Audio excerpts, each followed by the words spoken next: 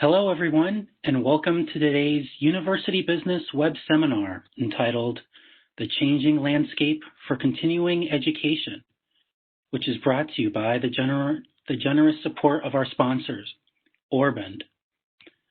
Before we get underway, I'd like to share a few housekeeping items with you all.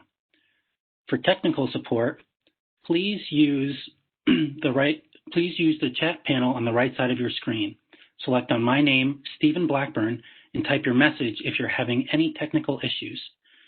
If you don't have computer speakers, or if you prefer to listen privately, please dial the phone number and access code that I will post in the chat window in a few minutes.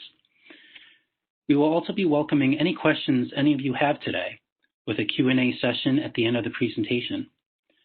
To submit a question, please use the Q&A panel at the bottom right side of your screen and send your questions to all panelists, which is the default option. If you don't see the chat or the Q&A panels, look to the right side of your screen and click the triangle button, which is directly in front of the panel name, to make sure you have access to it. Also, something else important to note, if you would like to access the web seminar at a later date, anyone who is registered and is attending today will receive an email with a link to the slide and an archive recording. And with that, it is my pleasure to introduce you all to our speakers today. Alexander Arthur. Alex is Orbund's VP of Sales and Marketing, and Paul Rutledge, who is Director of Business Development at Orbund. Paul and Alex, it's great to have you with us today.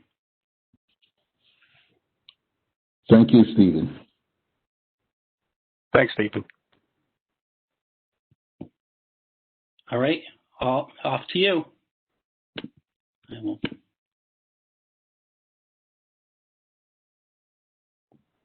Thanks, Stephen. I'm Paul Rutledge. I'll be speaking with you first. We're going to be talking to you about the topic today, changing landscape for continuing education. I'm here with my associate, Alex. We'll be talking about the changing education landscape that's driven by our aging student population. We're going to discuss how these demographics differ from our current perspective, how continuing education is being impacted, and how technology needs to evolve.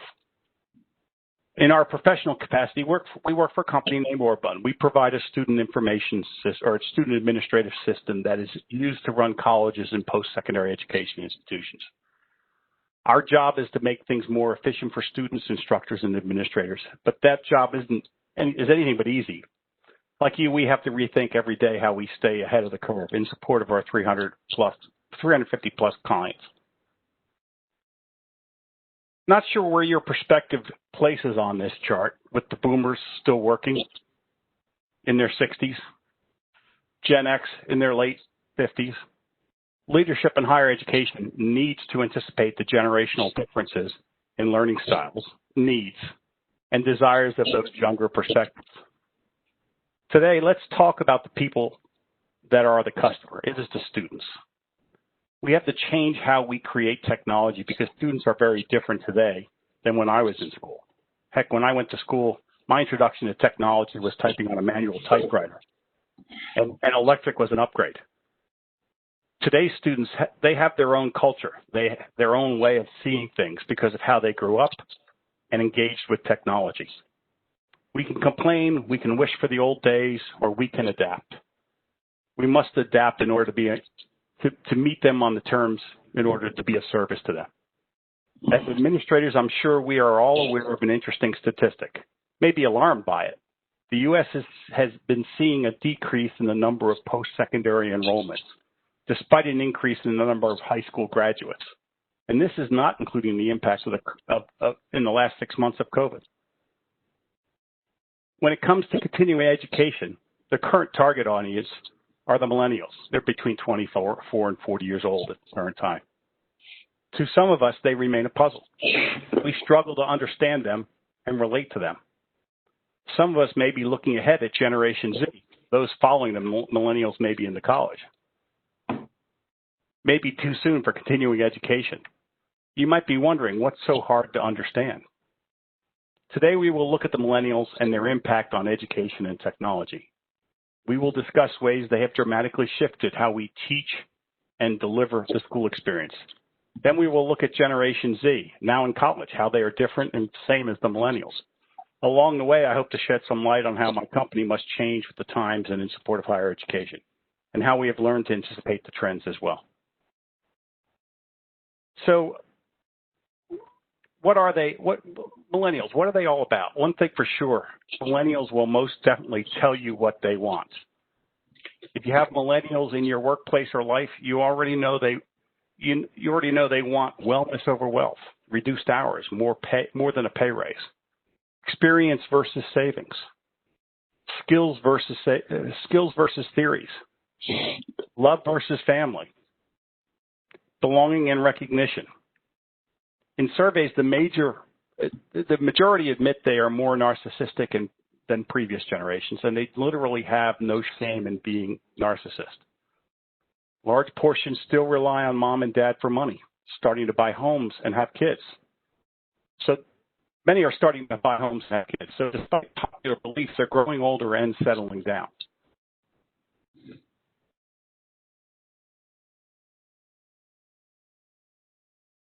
Millennials are the most educated generation ever. 63% value a college education. 27% of the females and 21% of millennial males have degrees. Compare that to the preceding millennials. Only 20% of Gen X females and 18% of Gen X males have completed degrees. And of the baby boomers, 14% of females and 17% of male baby boomers have degrees. More women than men are entering college, first time ever. But student loan debt is $1 trillion. Education is so costly, but even as we see the highest discounts ever in tuitions. Millennials are savvy about educational costs. Millennials view education as an expense. The big takeaway here is this: an expense is unnecessary unless it's going to get an outcome, namely a job they want. Many do not go to school or drop out until they find the right fit. This is a major shift from prior generations.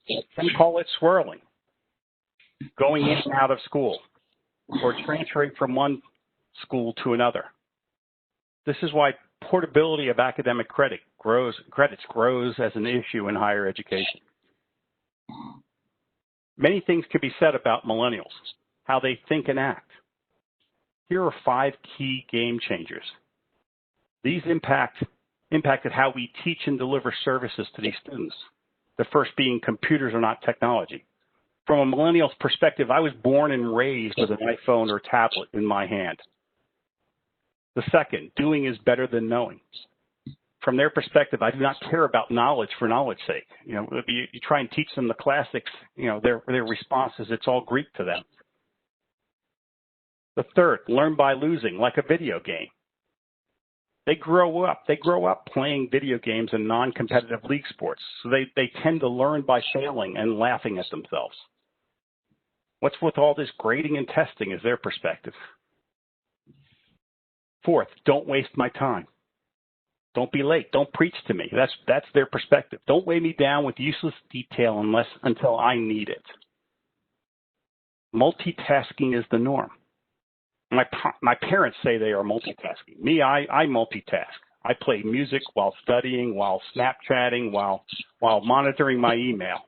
They're the true multitaskers, and they seem to be learning from it. Teachers had to adjust how to deliver. They flipped the classroom, where students maybe watch videos at home, how to solve problems, and then come to class to work with the teacher to actually do the homework, to solve it. Team learning, no more rows. Students sit in groups and teach others. It's cooperative learning versus competitive academics.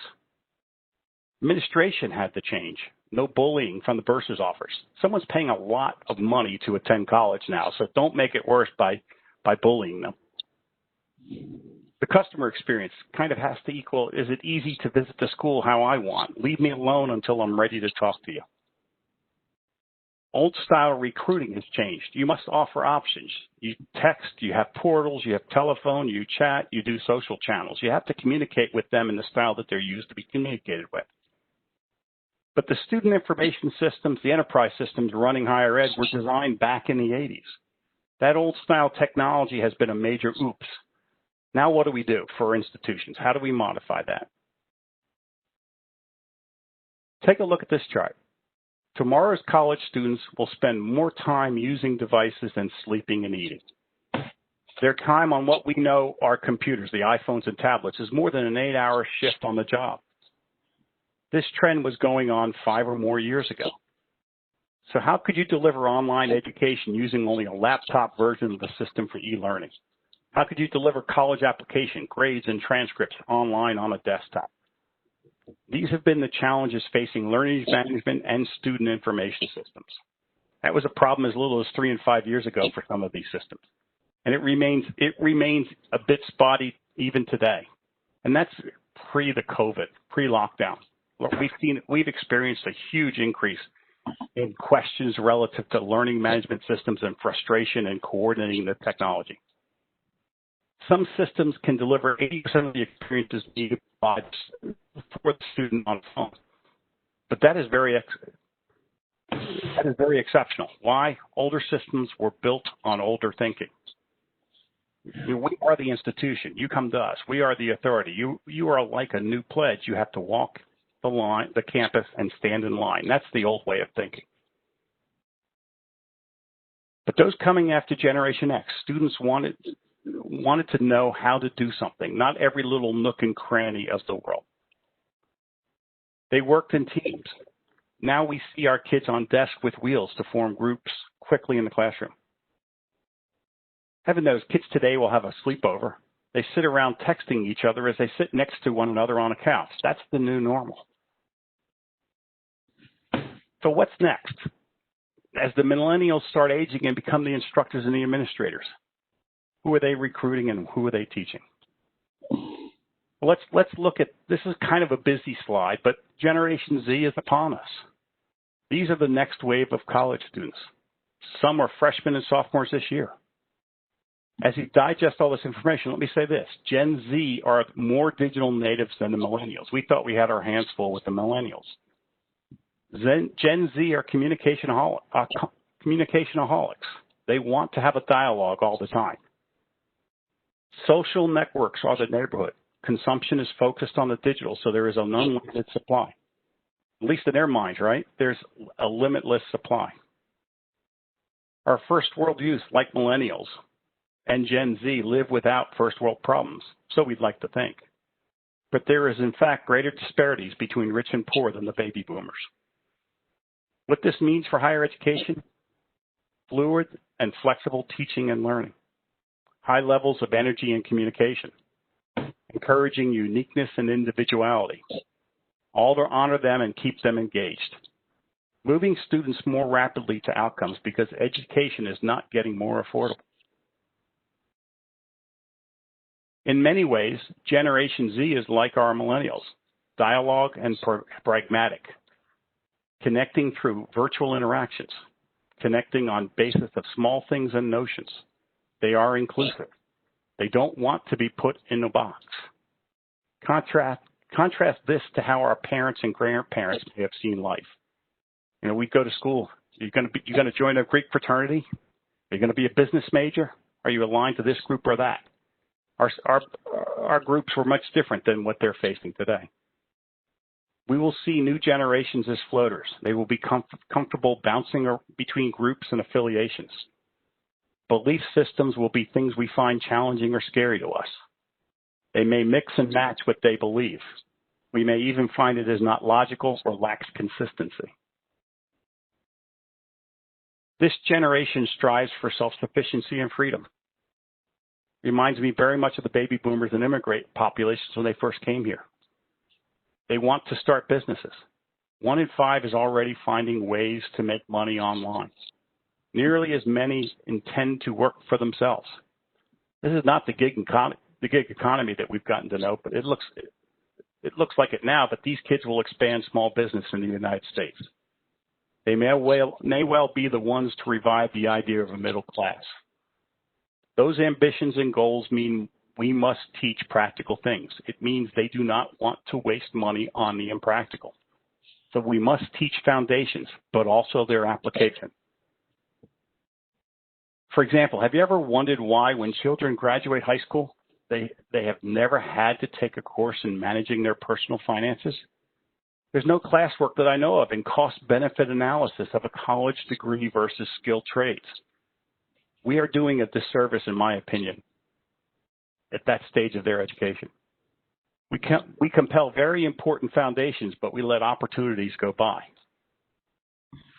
We have time during the K through 12 life cycle to teach our children real-world, simple financial thinking. After all, it goes directly to thinking about what I will do for a living and what I must learn to attain for my goal.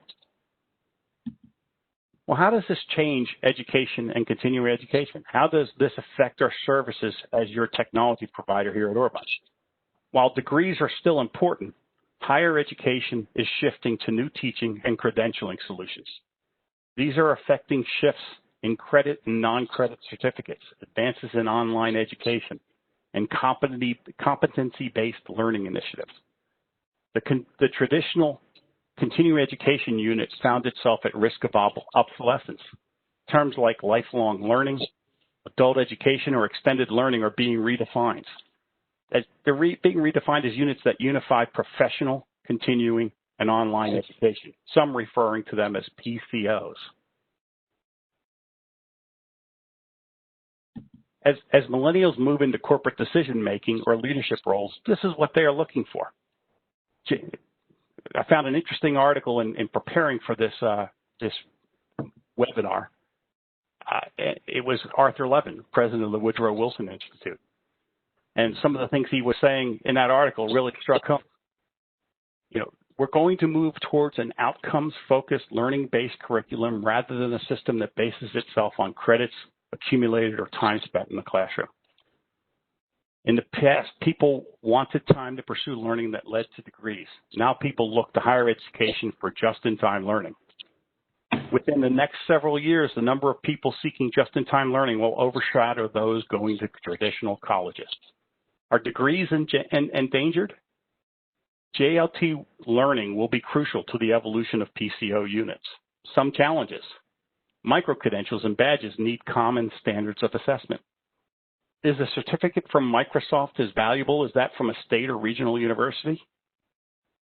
As millennials advance in leadership, traditional continuing education emphasis on enticing adults to juggle family and life priorities to commit to a master's degree program is going to be more challenging.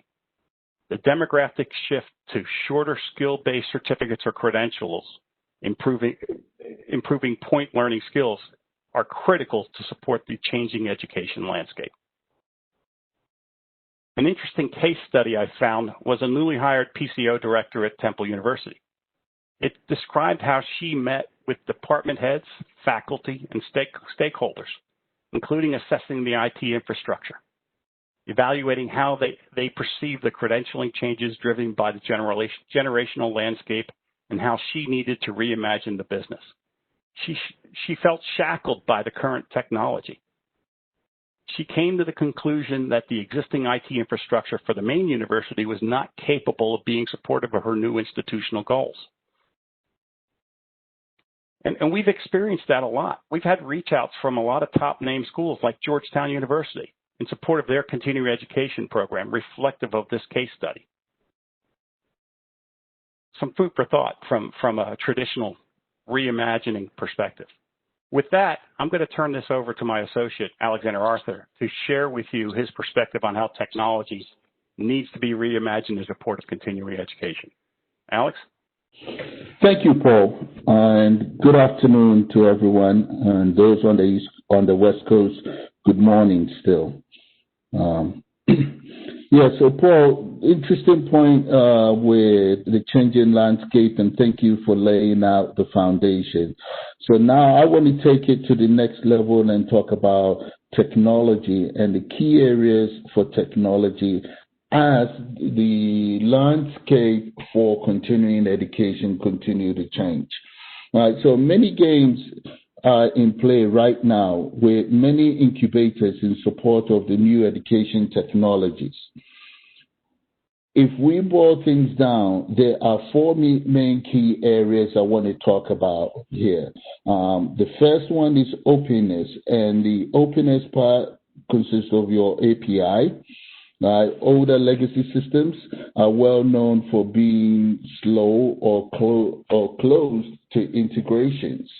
These add-on applications that innovators want to do and depend upon openness on core levels. It is one reason we designed Auburn on a more open platform, an advanced platform, because we understand that we are not the only game player in the environment, and so we understand. And we have a concept of a bicycle wheel concept where Auburn as the system sits at the core of it, and then we have spokes coming off that allow other third-party systems to integrate and to give the complete solution. The second thing I want to talk about is mobility. Gen Z are more than millennials. Gen Z, even more than millennials, learn better in a Scrum environment. They can teach each other the changes and the style of lecture. They can teach each other the style of lecture halls. This changes the style of the lecture hall, sir. It will require materials and students' data that are easier to access on mobile platforms. And so, as Paul, you were talking earlier on about the characteristics of the millennials and the Gen Z, and as they advance, as they like things more immediate, just-in-time learning, this is where this comes into play. And we're seeing more and more of this where schools are asking for things like gamification of materials so that it makes it more interactive for the student. And then you have open resources as well. And when the open resources, as the third point, not only are open resources more available, major institutions are making top-notch texts and tools available for free. And I'm sure a lot of you now see a lot of resources on YouTube. We're seeing a lot of materials that instructors are incorporating from YouTube or other sources on the web. From there. And then finally, analysis and machine learning. And this is another point where it's coming in that, again, the top 10 institutions in the U.S. rankings the students' turnover rate from year 1 and year 2 is more than 18%. And so there is a lot of emphasis going on the analysis and the need for predictive analysis to be able to look at the characteristics of these students and be able to figure out and understand more the characteristics of these students. A lot of the stuff that we talked about today has come from analyzing the industry and the market and doing a lot of research on all these resources and everything where we've compiled all this information. And there's more that schools are doing, trying to understand the characteristics of the Gen Z population to be able to best serve them. And so a good example I want to talk about here is a school that was having issues with retention. And so they just basically took all the characteristics of the data and dumped them into predictive analysis and looked at the characteristics of all the students that were dropping. And to their surprise, rather than finding out that It wasn't an academic issue. It wasn't students failing the class were due to one particular issue, say they were failing this particular class or struggling with the class. But it was more of a social thing. They found out a lot of the students that were dropping out were single parents, and it just came down to childcare. So they could then address the core need rather than to address their retention issue, rather than assume it was a classroom issue. So a lot of schools are now putting in analytics and using that to try and help improve things for them. So Paul, at this stage, I want to go on to the next slide, which talks about how does it all look like, where all these things, these technologies and everything we're talking about, how do they all play a factor? So we looked at a typical education institute, and we said you have the admissions process, and then from there you go on to the education, and then obviously once the student enrolls, it goes into the education. The education has two subsections: the program enrollment, course enrollment, and then the other subsection is the student progress through the courses. And then once the student gets to the end of it successfully, they either they go into career services or alumni management, graduate, and keep in touch. Now, in parallel to halfway through the admissions process, all the way through to completion of the program on the education side, you have the student finances and financial aid. And so typically, halfway through the admissions process, now the conversation comes in, how are you going to pay for this? Are you going to use financial aid or just pay out of pocket or whatever it is? So, and that continues all through the education process from there. On the other side, you have, on the education sector, you have the student services that comes into play, typically around once the student is enrolled, and then they play a part trying to get the student assimilated into school and throughout their education process from there. But the bigger part on that side is the reporting and compliance, where reporting and compliance is pulling from all those stages and then pushing back into it from admissions, where they are capturing all the way up to how many students applied and all those pieces for the IPEDS reporting, and then obviously through the education side with the students' progress, satisfactory academic progress, and all the other pieces, and continue on there through to the alumni and career placement from them.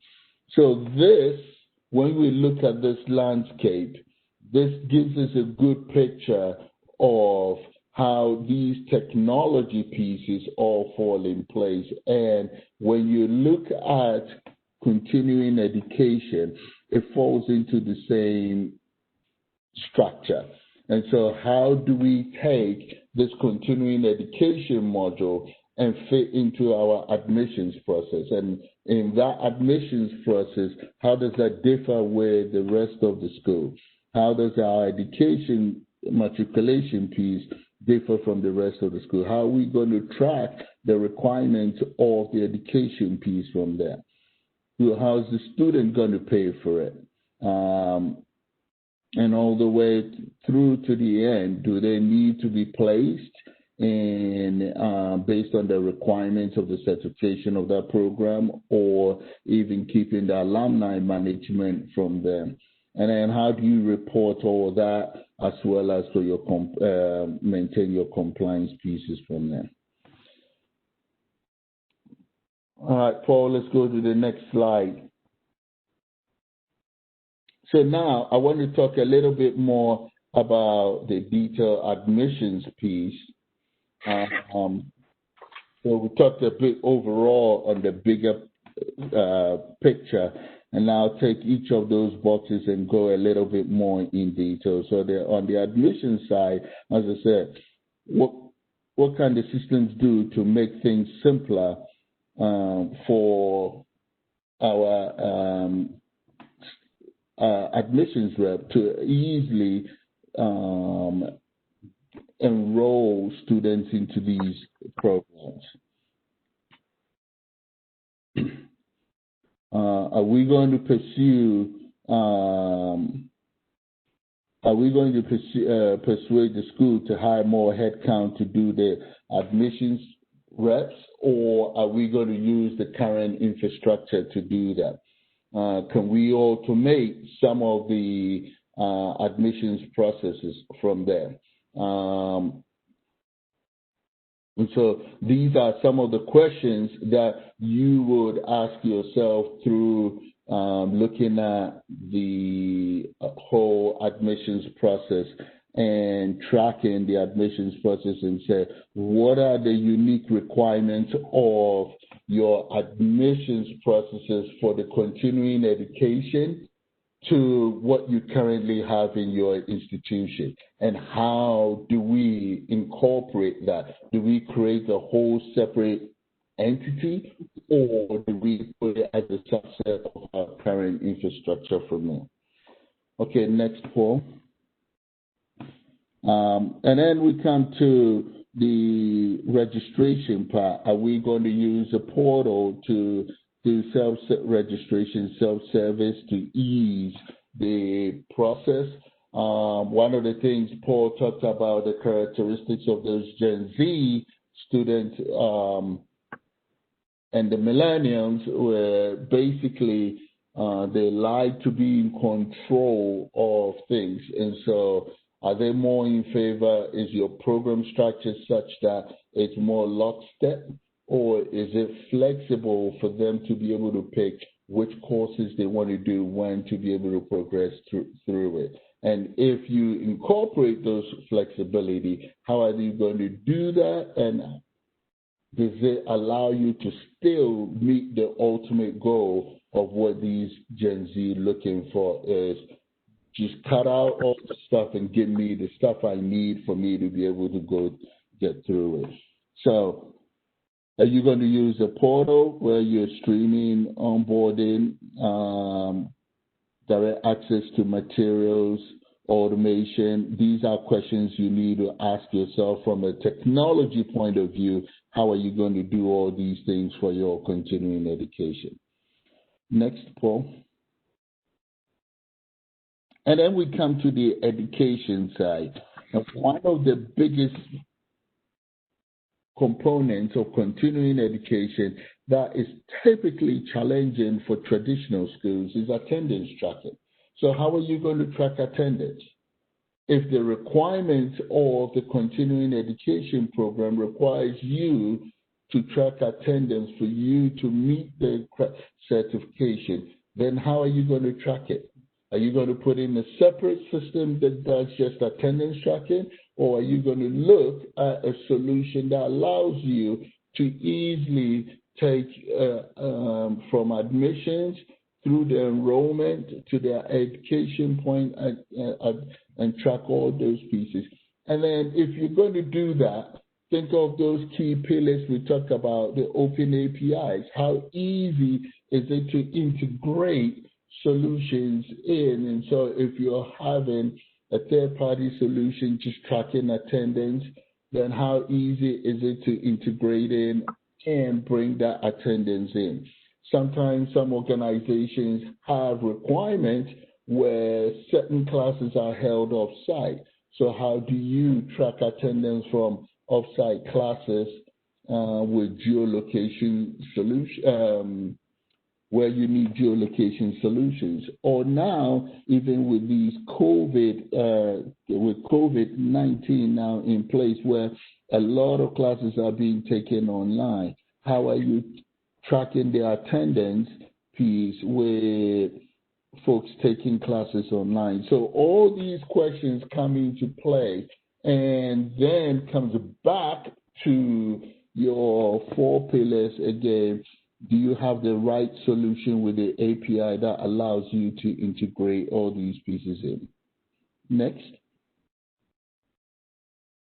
And then obviously advising is a key part of that in the process, because at the end of the day, the Gen Z, as much as they want to be in control of the process and they want to be able to have a say in how things go, they still need our help and we still need to guide them. So how do we guide them to make sure they stay on track? And do we have the right tools to be able to see what they're doing, what they've completed successfully, and what they need to complete to meet their goals from there? And how can we enable them to focus on what they need to do and focus on individual students' engagement? So these are all some of the questions you will have to ask yourself and say, do you have, again, those key solutions to be able to adapt to these changing characteristics and the demands, the changing characteristics of the Gen Z and the other student population? Next, Paul. And then finally, we talk about replacement and extension. A lot of these continuing education modules requirement, certification requirement requires you to place the student. And those that do not even, sometimes a lot of the Gen Z, before they attend the program, will ask, okay, what, after spending X amount of dollars on this program, what am I going to get from it? How am I going to get a job? And so to make your program more attractive, your continuing education program attractive, you have to take into consideration about how do you help them to apply what they learned in class? How do you help them to be able to use it? And a lot of it boils down to career placement, helping them find that appropriate job so that they can then use those skill sets. They find that, then they find that investment beneficial. And so when that happens, how are you going to track it? How are you going to be able to say who this student X is placed in location Y? And some some of your accrediting agencies require you to report that for some of these continuing education courses. And so this whole tracking that placement and enabling having that piece in there is also another of your characteristics you need to look at and make the reporting and accountability quicker and easier on that as well.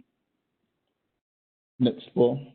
So with all this, we have to put this slide in and say we have to keep it real. We've talked about these technology pillars that help you with reporting, tracking the education rate of progress, how are you going to enroll the student in, the openness to have you have integration and everything from there. But again, we've got to put all this back into perspective with our changing landscape, the Gen Z, the millennials, and they live on, like Paul said earlier on, they live on their mobile devices. They want just-in-time learning. They want information quickly. I think one of the slides Paul talked about was that they would spend more time on mobile devices than they would sleep in a day. So how do we keep it real with them? How do we get them the information quickly? And this is what we talked about, automating and personalizing messages. A lot of these Gen Z, when they get a generic message, dear student, they ignore it. But then when you go, dear Alex, dear Paul, dear Stephen, then all of a sudden you get their attention. And how do you encourage two-way communication through the text? And so you have to keep it real with your audience. They like two-way texting. It's not always they like to now go fill in the paper form and hand it in. Can they fill in the form digitally online? Can they reply back to your text and give you the information right there and there? Right. Instead of always having to log on to a portal and fill in a form or go into the business office, get a form or something to fill in from there. So all those is part of keeping that real. And then when you take it to the next level, text, I put this in as well and said text is so yesterday. You have text messages, you have emails, you have even electronic forms that they've got to fill in. But we're now moving to the new generation where what about voice? So what about a student waking up in the morning and just logging on to their phone and going, Alexa, what classes do I have today? Alexa, what assignments do I have due today? Or going, Siri, what do I have today? And so that is where we've got to head to be able to relate to that Gen Z. Because, again, if we're relying on that Gen Z having to log into a portal and then be able to find that information and all that, we've got to start losing them. We got to get on their platform and make it easy for them, give them those options. So what about voice? And I'm asking here, does it matter how they get the information? Do they always have to log on to the portal? Or can they just talk to Alexa or Siri and get their information from there? All right. And then why are we forcing them to log on to the portal? Make it easy, convenient for them from there. And then let's leverage the technology we have with natural language systems. Let them feel like they're just gradually talking. And even from a staff point of view, what if the CFO sits there and says, how much cash am I expecting from this program, this continuing program this month? And then be able to get the information from them. Why do we always have to end up back to running reports and seeing all these columns? A lot of the time we run reports, we see 10 columns, but we're only looking for one piece of information. Why can't we use natural language and get that information quickly and then use it for what decision we want to make from there? So next, Paul. So in conclusion, cultural shifts by millennials and Gen Z are changing education. We've done a better job than we can give ourselves credit. Going forward, we must prepare for an even more open, more mobile student experience. Like I was talking about just before. Text is so yesterday. So we got to catch up with times. And we have to open up and tell people and give the student options. And that's where one of the things I'm glad to say Auburn is really leading the charge on that. We have our Alexa integration that gives the student that flexibility and is full API, Amazon API certified. And so pretty much whatever query you want, you can just ask the system and then using natural language, and then it will give you your answer from there. So again, we got to head towards that scenario where we make it easy for that Gen Z, because that's what they're looking for. And the schools that take the lead in adapting such technologies are going to be the leaders moving forward and adapting, taking advantage of these changing landscape in continuing education. At that stage, I think I'm going to hand over to Stephen and open up for some questions. Yes. Thank you very much, Alex, and thank you, Paul, as well for your insights on a subject that is obviously very important to everyone in higher ed. So like Alex was saying, right now we do have some time for a Q&A. where Alex and Paul will both be able to answer any of the questions you may have. So for those of you who have not yet submitted a question, you can do so now. Just look at the lower right-hand side of your screen. Make sure to submit it in the Q&A panel, which should be located below the chat panel at the bottom of your screen. And we'll get to your questions if we have time. So first, let's go with a question that we have that came in just now. What kinds of impact on technology are you seeing from the different learning styles of the current student populations? Yes, thanks for that question. Let me answer it with one of the things we've been seeing. With these students being more visual or doing learners, technology has to support more involving and activity-based teaching schools. Alex talked a little bit about gamification. That's a great example. There's a lot of web-based simulations, a lot of visual learning tools available to instructors to supplement the course materials. And creative instructors will create lesson plans from a variety of sources beyond just the textbook. We see it because a lot of our SIS supports a lot of integration to resource sites.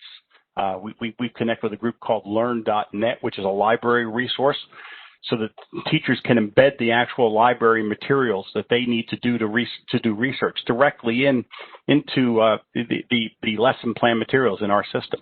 Third-party LMS partners have a lot of creative tools, and the challenge now with older technologies is how do you make it easy for the instructors to actually create the virtual classroom and coordinate all these technologies in one place, take them out of the role of being technologists and focus on what they want to do as instructors. So that was a really great question. Perfect. Thank you. We have another question. This one seems to be about JIT learning that you mentioned earlier on in the presentation. Specifically, how does it affect the technology infrastructure? Well, and what we've seen with schools getting more into continuing education, since courses tend to be shorter and more focused learning modules, we've seen a shift away from credit hour instructional models to more of clock hour based course design. And that brings a lot of inherent challenges in the process. We've seen a number of community colleges creating clock hour programs for specific skills based instruction. Like great examples, allied health, nursing and medical assisting programs. These are clock hour programs. With a lot of these students taking nights and weekend classes, they're part-time learners and they're coming in through the continuing ed program. What becomes a critical portion of a part of this is how tracking attendance is so wrapped up into compliance related impacts. Like if you draw down financial aid, clock hour based attendance tracking is critical, especially when you're not using a traditional semester or term-based module. So you've got to have a system that supports the reporting and compliance reporting so that drawing down money is done legally, because failing to do so can be an issue. It's a great question. Great, thanks. Before I ask the next question, I'd just like to remind everyone that you still have time to submit some questions. Just make sure to scroll down to the Q&A panel, which is at the lower right hand of your screen, and make sure to submit them, and we look forward to answering your questions. On to the next question here. With the trend towards certificate-oriented continuing education, what influence does the business community experience from this? Well, that's a good question too. We've seen a number of business impacts when it comes to continuing education programs. Especially with the allied health programs, we've seen a number of hospital organizations creating their own clock hour programs as feeders to train their medical assistants and nursing assisting programs. My wife personally works at Penn Medicine, and a number of her associates come from their internal schools. So they're working during the day, taking classes at night, participating in financial aid, getting tuition assistance.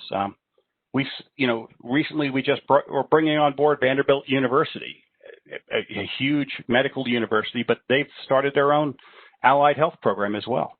Same type of program. And we've seen it. We've got a Rochester hospital system as well that we're working with.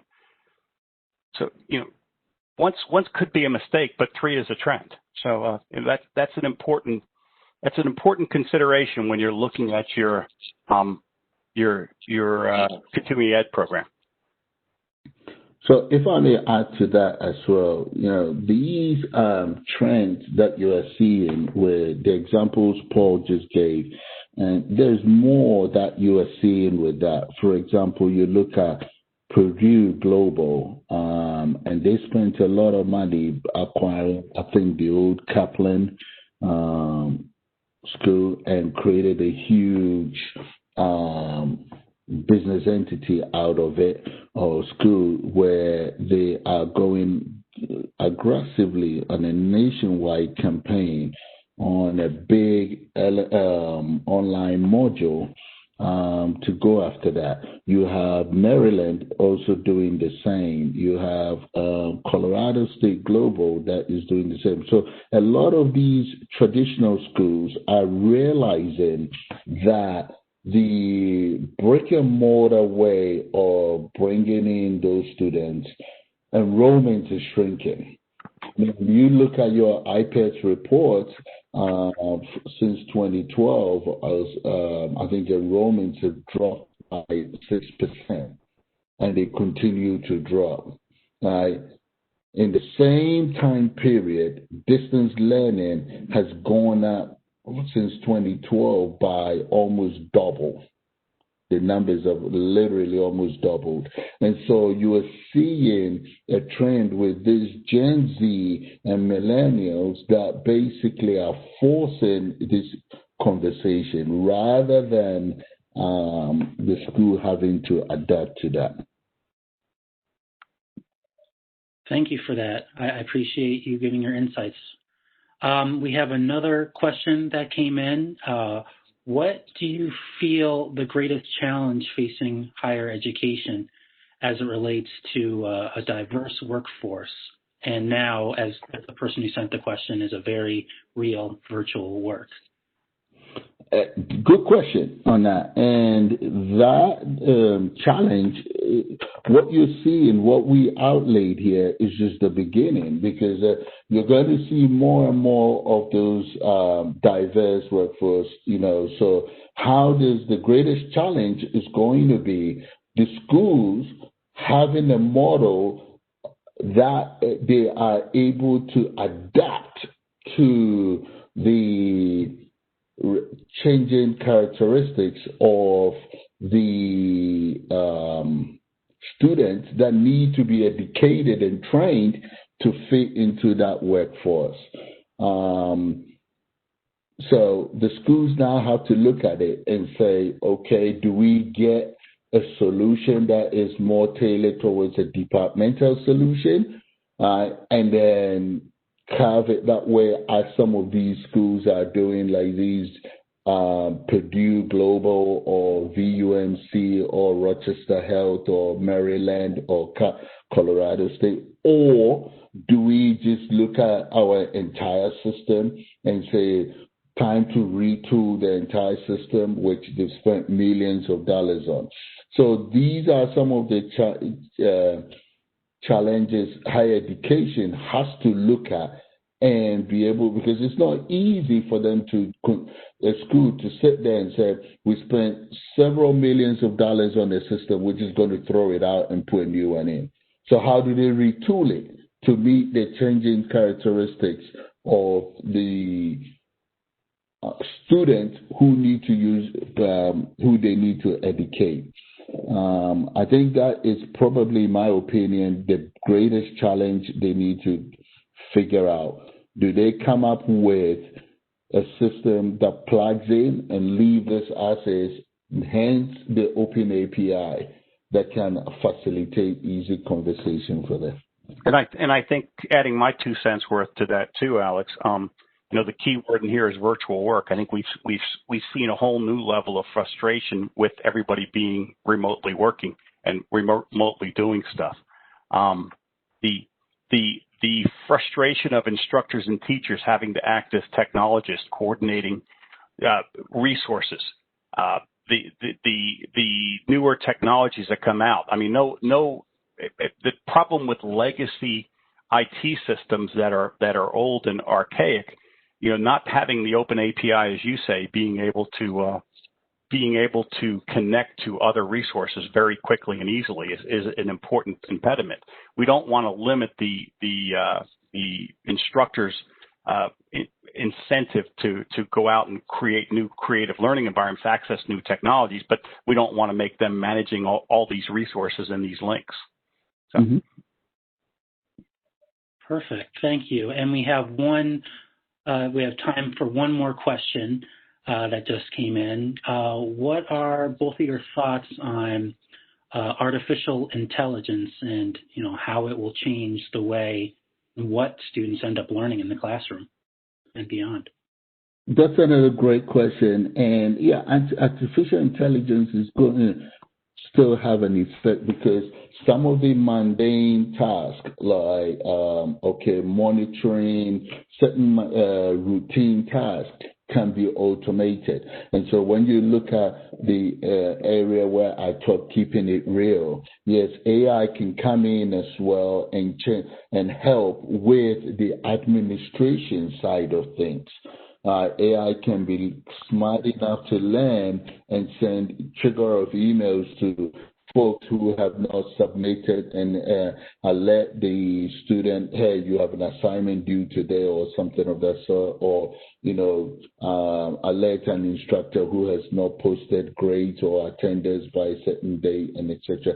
AI can be great to do all those things. But we looked at this not from the administration point of view, but from the student point of view. So when you look at everything Paul and I talked about, we were looking at it from the student point of view, how the school basically recognizes the changing characteristics of the student and how higher education can recognize these changing characteristics and adapt to make education still worthwhile from the student point of view. And so, yes, there are some things that as we talk more and more about it, AI can help with notification of the student. AI can help with alerting certain people to help the student so that they can be more proactive rather than reactive. From that point of view, from there. So that's a great. I'm going to defer to Alex because I explained earlier an upgrade technology for me was an electric typewriter, but a real upgrade in technology was an added memory to it. So I'll go with Alex's opinion. Thank you very much, you two. So it looks like we're almost at the top of the hour. But so again, I'd just like to say, thank you, both of you, Alex and Paul, for letting us be a part of what has been a really inspiring discussion and for your time and expertise. We appreciate it, and our audience especially. And with that, I would also like to thank, you, our attendees as well, for joining us today. For those of you who enjoyed our presentation, there are many more upcoming web seminars like this one that are provided by University Business, which is the leader in editorial coverage of news, trends, as well as current issues in higher education. Our wide range of readers subscribe for free to UB and stay up to date with us through our print magazine, in addition to the digital edition of the magazine, our newsletters, and web seminars like this one. Also, for those of you who would like to watch this web seminar again, or for those of you who believe that the solutions that Alex and Paul provided in this web seminar would be helpful to your colleagues, you'll be pleased to know that an archive recording of this seminar will be available at the URL, which you can see on your screen here. You can also expect to receive an email from our team later today or tomorrow at the latest, which will include a link to all of our slides. And so with that, on behalf of University Business, this is Stephen Blackburn. Thanks, everyone, and have a great school year. Take care and be safe.